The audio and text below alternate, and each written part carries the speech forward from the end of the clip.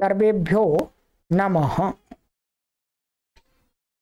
देववाणी संस्कृतम YouTube channel में आप सभी संस्कृत प्रेमियों का, सत्य सनातन प्रेमियों का हार्दिक अभिनंदन है।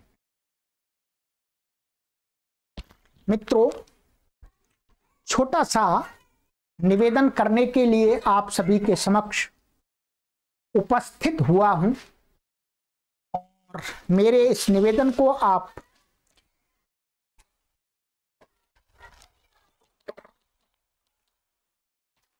ध्यानपूर्वक सुनिएगा।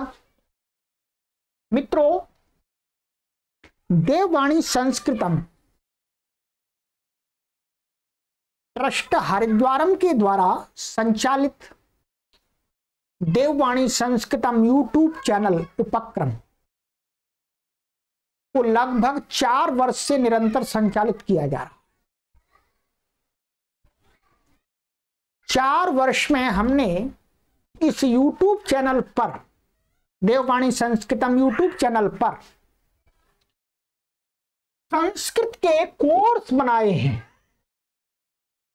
संस्कृत के कोर्स बनाए हैं 0 लेवल से प्राउड लेवल तक सिखाने के लिए। और उन कोर्स के लिए हमने आप सभी को लगभग 3200 से अधिक वीडियोज उपलब्ध करा दी हैं। 3200 से अधिक वीडियोज आपको इस चैनल पर मिल जाएंगे। सभी वीडियो सभी के लिए ओपन हैं। ये जो कार्य है ये संस्कृत माता की सेवा के लिए है। कोई भी पाठक निःशुल्क संस्कृत भाषा को सीख सके, ध्यान दीजिएगा।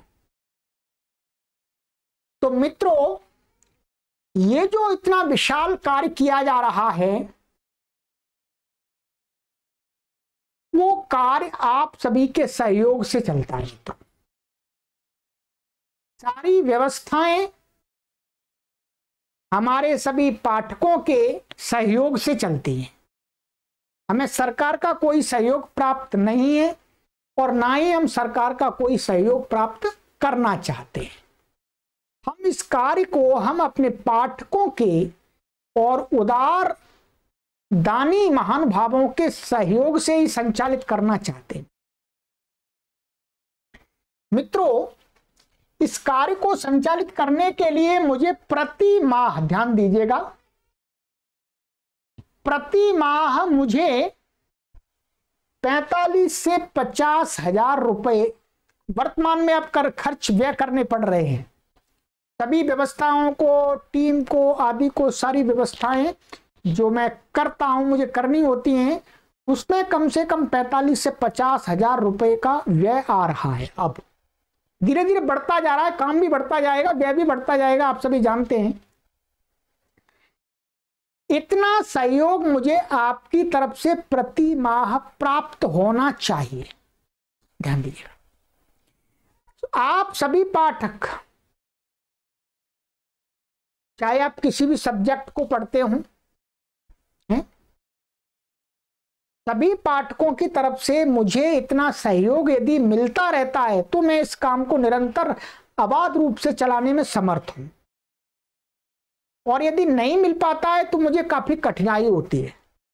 ध्यान दीजिएगा, मेरे पास में आय का कोई दूसरा स्रोत नहीं है। केवल और केवल आपका ये सहयोग ही इस कार्य को संचालित करता है।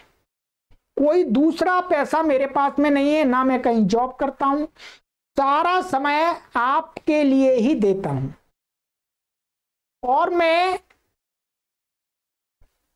यही उचित समझता हूं कि मेरे समय का यहां बहुत ही अच्छी प्रकार से सदुपयोग हो रहा है।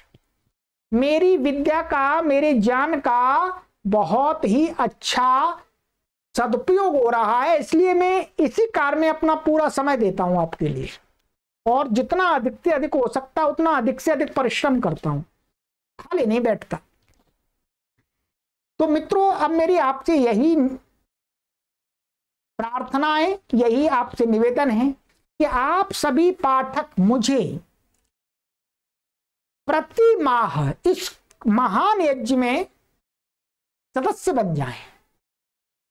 आप अपने सामर्थ्य के अनुसार, भगवान ने आपको जितना भी सामर्थ्य दिया है उतने सामर्थ्य के अनुसार आप प्रति माह हमें सहयोग देते रहें, जिससे हम संस्कृत के जानकी गंगा को निरंतर प्रचार से प्रसारित करते रहें मित्रों, अधिक से अधिक।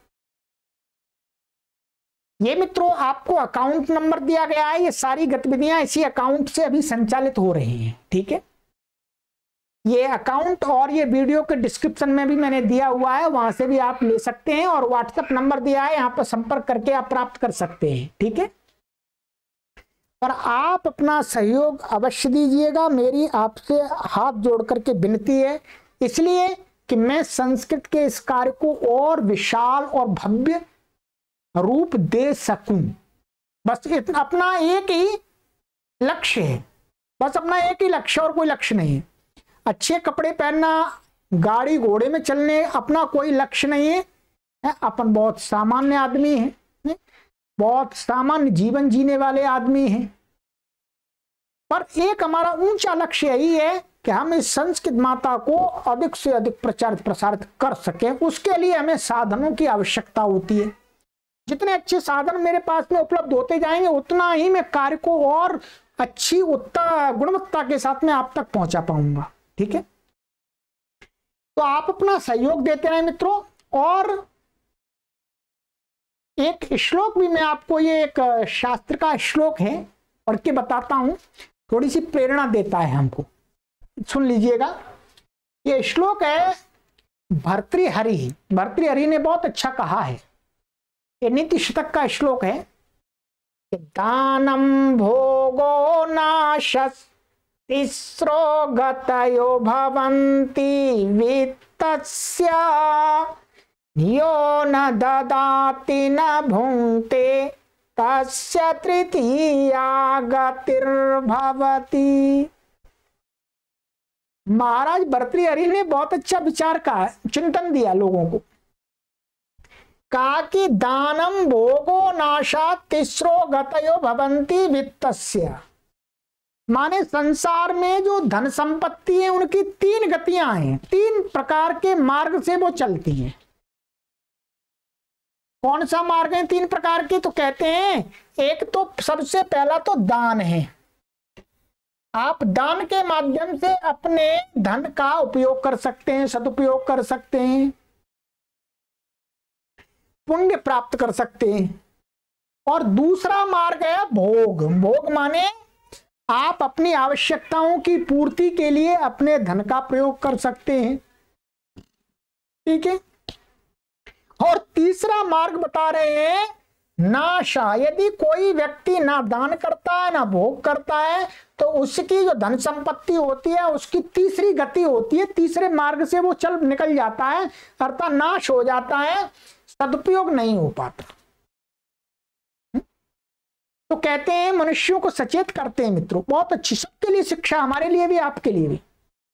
यो न ददाति, जो व्यक्ति अपने धन को ना तो दान करता है अच्छे कार्यों में और ना भूंगते और ना स्वयं के जीवन के लिए उसका सदुपयोग करता है, कहते हैं उस व्यक्ति के धन की तृतीया गति भवति, तीसरी गति होती है। तीसरी गति कौन सी है? नाशः, माने नष्ट हो जाता, अर्थात उसको गलत जगह लोग प्रयोग कर देते हैं, उसका दुरुपयोग हो जाता है।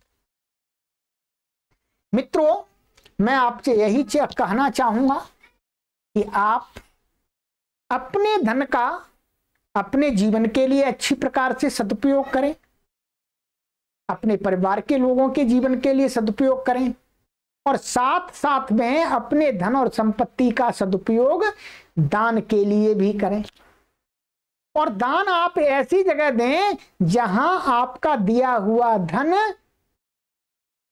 से संसार में ज्ञान की कीर्ति, प्रकाश फैले। मित्रों, ये संस्कृत भाषा, सत्य सनातन वैदिक संस्कृति का जो यज्ञ है, ये संसार में प्रकाश फैलाने वाला है, सुगंधि फैलाने वाला है, लोगों में प्रेम से जोड़ने वाला है लोगों को। तो मित्रों, ये तो श्लोक मैंने आपको सुना दिया, आप इसको याद भी कर सकते हैं और इसके भाव पर विचार भी कर सकते हैं मित्रों।